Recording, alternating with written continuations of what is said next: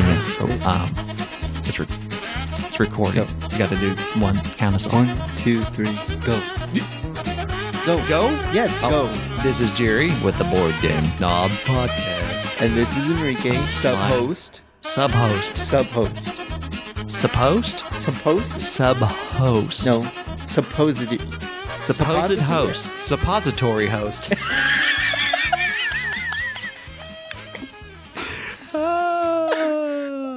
Rectal humor is funny.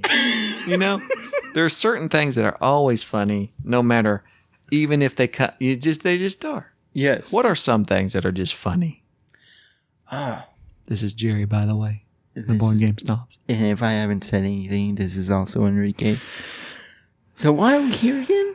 This is the Friday of the 2022 Board Game Geek Con, That's for what which it we is. purchased tickets, and I brought you because I'm nice, and I you think don't you have a dragged driver's. me, You don't to have. be You honest. didn't go at Spring BGG. So therefore you dragged me and you left wanted to Gobby. go. You wanted to go here. This one. I said I would go, and everybody else canceled, and I said no. I said despite me being in the middle of trying to move and get everything lined out, we will go because that's the type of friend. My yes means yes. And right. we like to have fun here. We do love having fun. This is fun. And even though it's just been us, Thelma and Louise type pair. Who's a dynamic duo? Crockett and Tubbs. You Yes. don't know them. That's Miami Vice. It's Sherlock. not like we were completely alone. We had our We got fans. like a temporary We have fans. replacement of Chris, Gobby. we but- saw Chris. Chris showed up and had you hold a box and take your picture. Yes. Chris, Yes. we met him. He has the beard. He's the one that we spoke of Yes. last time that you didn't get to meet. That's He has right. the very, very, very. He's a fellow Okie. He's from Oklahoma. That's He has what the beard. Yes. So he had you hold a box and do your thing where you just show your eyeballs and take a picture. Because everyone loves the whole People walked up to eyeball you and asked you to do mustache that. thing. I don't know why. It's creepy, I but know it's not. it's your thing. Okay, maybe it's a little bit creepy, but we won't go into detail about that, okay? It's very nice that you do that for people because it when you come up with a stick, like a thing that's like your I should thing. trademark that. This the half box thing. I know Yes. nobody else that does it. I'll I trademark it. literally know nobody else that I'm does still going to trademark it. TM. All right. Trademark that mess. Nobody else can hold up a box that covers half their face. Yes. Today, we had so much fun. Oh. I am so tired. I am hoarse. And let me think of where we should begin here. So, for those who don't attend Board Game Geek Con, there is a traditional poker tournament that's not played for any monetary gains. It's just a nice way for about 200 to 300 people to get together and experience a poker tournament without losing any money. They give you $800 worth of chips. You get a random seat assignment. You sit at a table with about 9 other people and you play Texas Hold'em. And it can go all night. It's very tiresome. And BGG has a nice little thing. You get a poker chip when you get kicked out, when you finally get knocked out. So when you get knocked out, when you're the first wave of people to get knocked out, you get a 1. And then 1 poker chip. And then if you last a little longer, you get a 5 and 10 and so forth and so on. To this time, I survived the longest I have ever in the poker tournament. Yes. I got to the last wave. From what you've told me, you had the most interesting tables. I had the funnest tables with the funnest people of all times. Well, I basically got out from like almost an hour. Did you get like a 1 chip? What did you get? a 5 chip. You got a 5. So I got a 5 chip. You survived for a little bit. Yeah. I got 100. Yes. I've never survived that long. I think I was in the top 50. And I went out literally because not only had I survived 3 times going all in. You basically adopt someone from a poker tournament. Correct. And dragged him to an event. So we got to the break. I went out, got me, what is this, Canmore, a single malt scotch. Come back, and part of the poker tournament is that they put you with first-time attendees. And when you're at BGG, they have your little badge, and they'll encourage the people who are there for the first time to wear this little blue thing that says first-time attendee. It lets you know these people don't know what's going on. And so when you see these people, you are often trying to make sure they have a good time. And lo and behold, a young man sat down at my table with a first-time badge by the name of Jordan, Lady Killer, or Lady Man. Ladies Man. His last name was literally Ladies Man, I think. Or Ladies Men. It was a cool last name. That's what drew my attention. Plus, he looks like the guy from Weezer, the band. Straight up. Looks like Weezer. The Weezer. Anyways, so started talking to him. He's from Arkansas. Not going to hold that against him.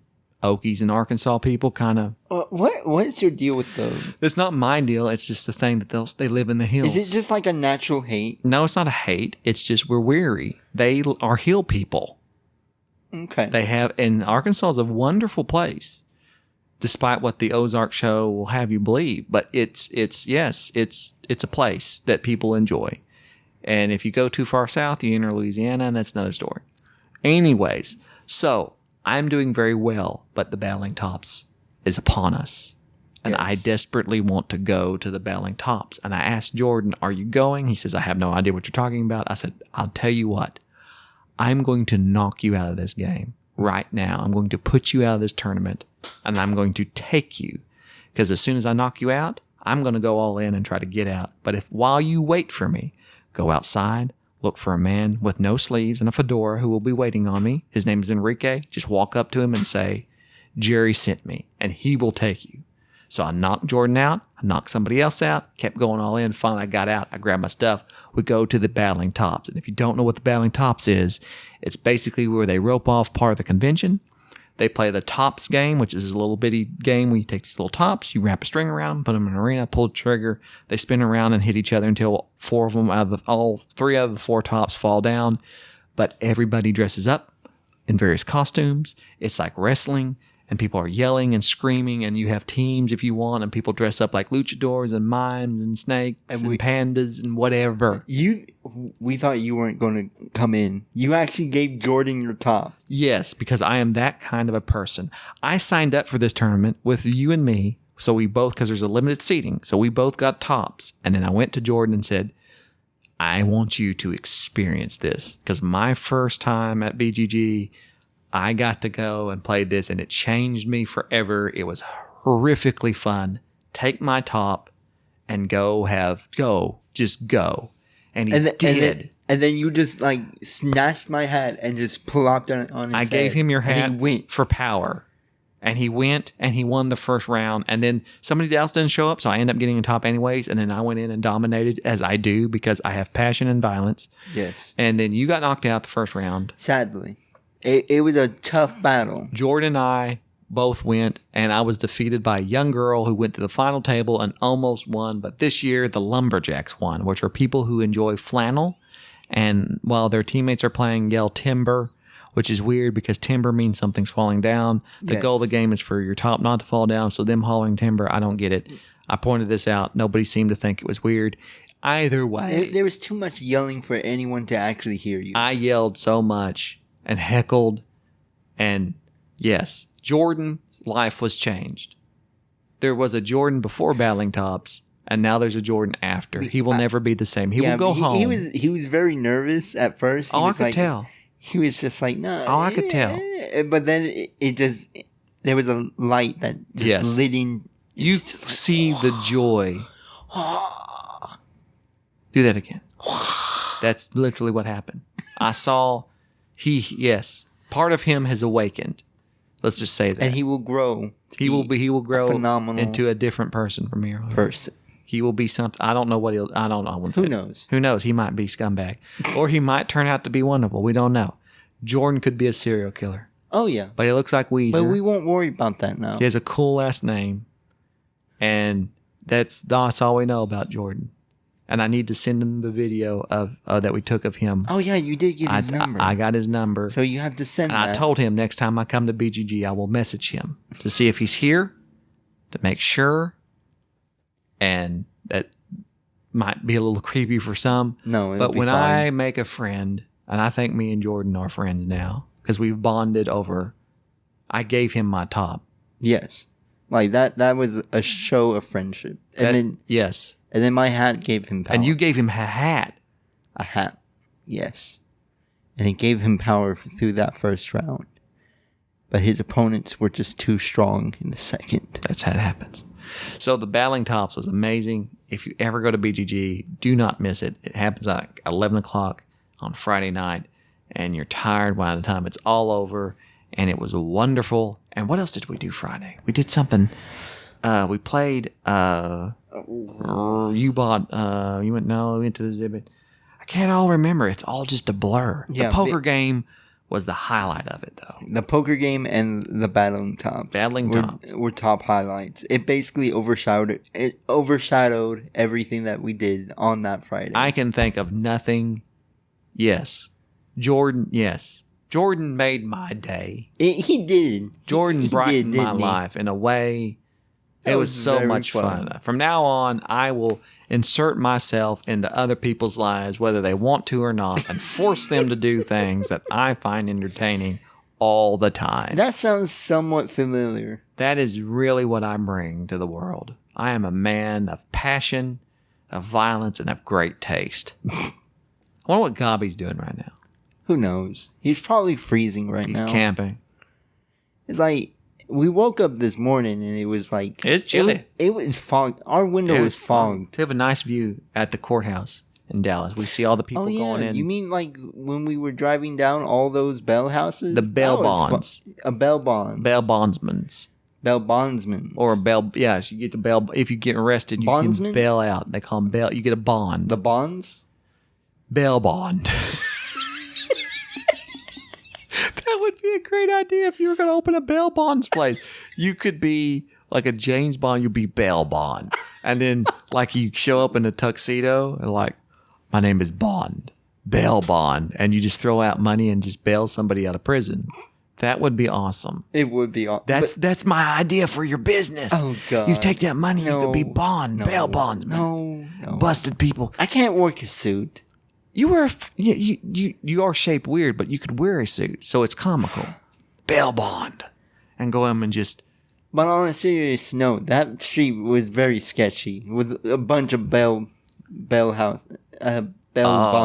I remember what else we did. Yeah. Okay. So, I remember now. Okay. So So when I'm in the process of moving, and this is when you take accounting of all the things that you own, and of course, naturally, you want to downsize. So I start selling off several of my games at the virtual flea market here at Board Game Geek Con. Very proud because I sold a pretty decent amount of games, but at the same sold a lot of games at the bazaar. At the same time, I only bought very, very few, like just a Grail game that I wanted, the SOS Titanic, which is basically a solitaire game. That was just a game I always wanted to play, and just that was basically it. I didn't buy anything of just great importance, so very proud of myself. Like, okay, I'm not buying a bunch of stuff. The Bazaar, which is the most attended event at BGG, according to the BGG people, it's just a bunch of games. It is where a bunch of rare games that you could possibly get. So it is incredibly discounted board games and out-of-print games and various things that you just cannot find. You were doing really well. I walked in and made the mistake of having Enrique with me so that when I walked in, I saw a game which I wanted, and I thought, I'll buy that. Like you were doing okay. You bought like 3 games. I was like, you were doing all right. And then as soon as you saw Martin Wallace, you went downhill. I went downhill. So I purchased a game and turned around and gave it to Enrique to hold. And that Brian Boro, the OG game, the Osprey Games game that Gabi was really wanting to play and harassing and all, just never could find it. I found it, bought it very cheap, and was very proud of myself. And I thought, well, this would be nice. This is something. And then I came across a game I greatly regretted selling back in the day, which is Rex. I'll never play it, but the person was selling it at a very dirt cheap price. And I said, hey, I regret selling this game. I love it. I don't know why I did it. I think because Agabi didn't like it, but I just want it so I can have it. And I'll play it some other time. And then I saw that he had Sekigahara, which is a block warfare game that I've always wanted. And then he also had Cryo. And so he made me a deal. And while he was making me that deal, he had like Spartacus, the new edition. I'm like, you know what? I kind of like that game. I wish I hadn't sold it. So I ended up making a deal. And I keep giving Enrique the game, so I'm not carrying them. So I don't realize that Enrique's following me around, barely able to stand carrying all the games that I'm buying, because I go and find somebody who's selling the old 80s versions of Martin Wallace games for which his name's not even on the box. I found an old prototype game of his that... wasn't it two? Two of them, actually. That the guy just gave them to me. I said, I collect Martin Wallace games. He says, I don't even know what this is. Just take it. So Enrique is just collapsing under the weight of junk that I'm just getting that is treasure to me. And so finally he says, I have to go put this down. I'll go outside. So he leaves. And when he leaves, they announce the bazaar's over. You got 2 minutes, make your last deals. And all these people are just trying to get rid of their games. And you see this big box. There is this big box, and it says Nemesis on it and Awakened Realms. And it's the Nemesis lockdown big box, still in the shipping box, not the in shrink box. It was shipped to this gentleman. He never opened it. And he marked it down significantly and said, just here. And I'm like, I don't want this. And I literally looked the man in his eye and said, I don't want this, while I took out my wallet and gave him the money and kept repeating, I don't want this. And he just strangely took the money from me and said, and you strangely took do you want it? And I said, no, I don't want it. And I picked it up and walked away with it. All the time uttering, I really don't want this. And now I own... And I just see him carrying this box, carrying a bunch of other games. Nemesis and I'm Lockdown. Thinking, oh my God. And so... I end up I'm coming back with more than what I had. No, it's funny because you spent all the cash that you earned. I don't want to think about it. I don't want to think about it. I really don't want to think about it. On the flea market that you earned. So this is why I have passion, because sometimes when you're passionate about something, you act. Like you became gobby. You act in a very thin way. Instant. I see. Well, sometimes you act out. That's what happened. I was caught up in the moment. I was at a high, and I had money burning in my pocket, and I lost it for a moment. And so I am going to have to hide this stuff at Gobby's house briefly, so that I can slowly trickle it in, so that my wife does not notice. You know she's going to listen to this. No, she doesn't listen to this podcast. She can't stand your voice. Wow, thanks. So that's that. So self-control, even when you have passion, you should self-control it.